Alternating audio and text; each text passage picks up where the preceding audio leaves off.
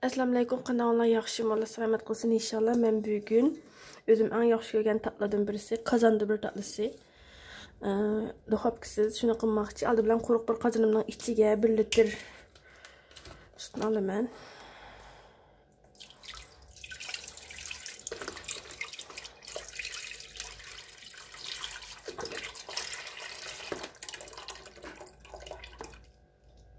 Bir litr sutni aldım. Endi men bununla bir su istakani şeker, normal şeker. Ondan keyin 2 tomoq qoshiq, 2 yemek qoshiq un, normal un, 2 yemek qoshiq misir nashastasi mana. 2 yemek qoshiq pirinç uni, ya'ni guruch uni. Men o'zim so'qdim uyda. Guruch uni, ondan keyin misir kraxmalini bozordan tayyor olgandim bu zaten. Misirniki buğdayning o'zini bilaverdim. Men bu yerda pirinchni o'zim so'qdim.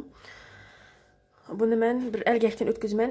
O'tkazmasak bo'ldi, chunki men yurishni o'zim so'qqanligim uchun bir o'tkazib o'tay dedim.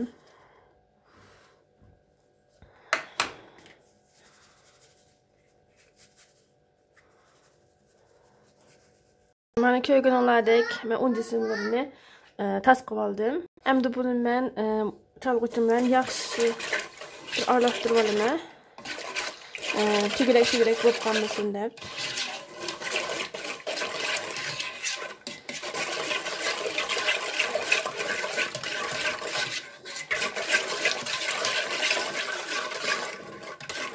Mana ko'rganinglardek aralashtirib bo'ldim. Endi men buni o'choq qo'yib qaynatdim. Qo'yoq qalatgacha qo'yishgacha qaynatib pishirmay. Mana men o'tni ochdim, ko'rdinglar. Hozir aralashtiray. Bu qaynab bo'lguncha biz qachishni tayyor qilamiz. Endi qozonimiz bu yavaş qaynayapti, asta-asta aralashtirib turimiz orada. Men endi bu qachamni tereyağ bilan yağlayman yerni.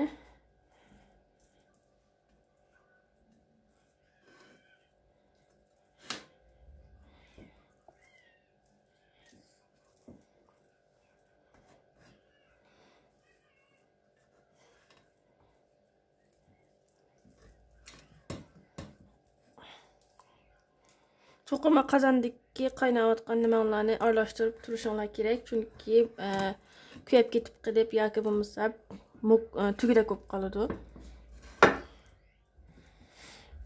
Shalatda. Mana maydalab oldim, ko'rdinglar.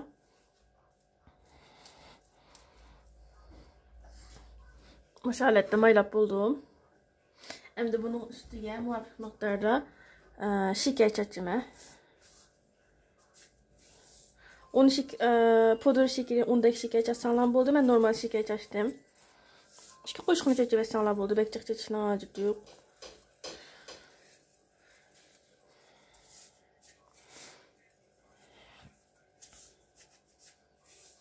Bo'ldi, mana shu yetarlik. Mana qozonim mana bu yerda qo'ya qolatga bo'ldi. Endi men buningga bir tomoq qo'shib atrofida sarma, ya'ni tereyağ. Anadan keyin bir paket vanilya qo'yib, o'tni o'chirib etdim. Aralashtirma buni. Tereyağ erib olsin shuni ichida. Mana buning tereyağımı erib arish bo'ldi. Endi men bu aralashmamni bu tepsining ustiga to'kaman. Mana ko'rdinglar, men bu aralashmamni buning ustiga to'kib oldim. Azroq qopdi, yana buchum bilan. Endi aralashtirib o'tay.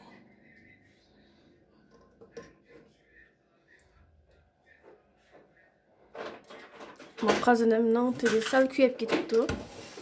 Balki o'tsa bo'lib qolgan bo'lishi mumkin yoki men diqqat qilmay qolgan bo'lishim mumkin. Mana bu holatda endi buni o'choqning ustiga qo'yaman. Mana ko'rganinglardek buni o'choqning ustiga qo'ydim. Endi o'tni ochib ben o'tda cho'g'iltib turib pishiraman. Ostidan ozroq ko'ydirishimiz kerak, qahvarang bo'lishi kerak. Aynan qachon qo'llansak ostidan ko'yganligini bilgili bo'ldi. Shunga men shuni o'tning ustiga qo'ydim. Cho'qim 5dan katmanglar bek kuyib ketsa bo'lmaydi. Mana qaynayapti, ustimi ensirmoqlar. Çünkü aslında azırak köysi buldu. Kahverengi aletki bolsa buludu. Zaten aynen kaçta qilishimdagi maqsad şu. Kahverengi buluş. Aniq ko'rish uchun. Mana ko'rganlar qaynayotdi.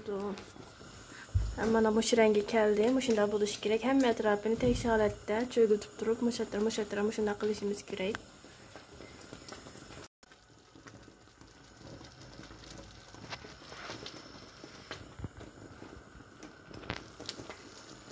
Mana mening hamma yeri ko'rgan olalik. Mana bu holatda tekshir qilib bo'ldim. Endi men o'tni o'chadim. Buni to'nglatquning ostida 1-2 soat sovutib, ondan keyin kesima. Mana bizning taqvimimiz 2 soat, 3 soat atrofida 3 soat qo'ydim. Bo'ldi. Endi buni kesiman.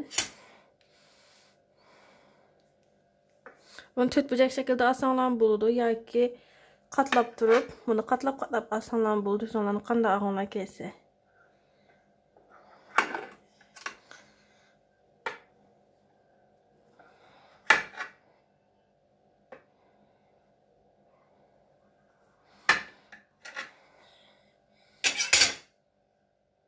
Mana men ko'rgan oladek birisini bu holatda, ikkilisini bu shunday holatda oldim.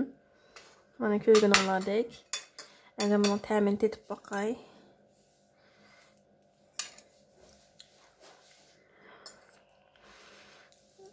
Haqiqatan bozornikidek ham bo'pti.